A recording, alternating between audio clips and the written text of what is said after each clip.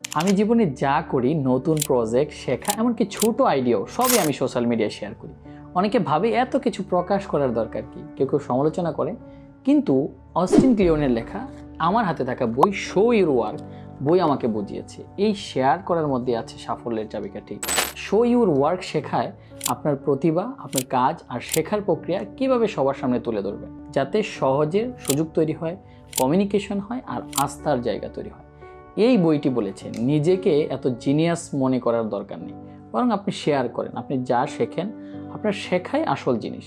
আপনি যদি শুধু চূড়ান্ত সাফল্য মানুষকে দেখান, মানুষ আপনাকে অর্ধেক জানবে। কিন্তু যদি আপনার কাজের প্রক্রিয়া, আপনার প্রতিদিনের ছোটো ছোটো অগ্রগতি, আপনি কি করছেন, কিভাবে এগিয়ে যাচ্ছেন, এমনকি আপনার ভুলগুলোও যদি প্রকাশ করেন, তাহলে মানুষ আপনার যাত্রাকে অনুভব করবে। লেখক বলেন, যা আপনি জানেন তা অন্যদের শেখান, যে জিনিস আপনাকে অনুপ্রাণিত করে তা ভাগ করুন। আর আপনার কাজের পেছনের গল্পগুলো বলেন, কারণ গল্পের ভেতরে লুকিয়ে থাকে আপনার পরিচয়, আপনার পিছনে আপনি কি হার্ডওয়ার্ক করেন, এই বিষয়গুলো আপনি শেয়ার করেন। আর পরিচয়ের ভেতরেই থাকে মানুষের সাথে সংযোগের শক্তি।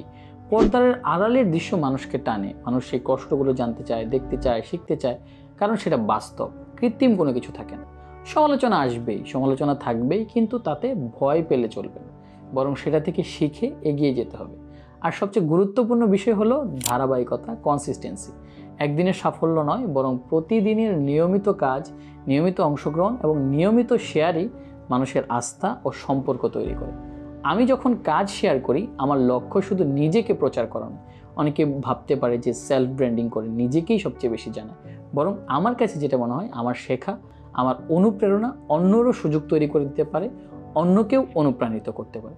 তাই সমালোচনা হোক বা প্রশংসা, আমি কাজ দেখিয়েই যাব, কারণ আমি বিশ্বাস করি আপনার গল্প শেয়ার করলেই তবেই দুনিয়া আপনাকে চিনবে।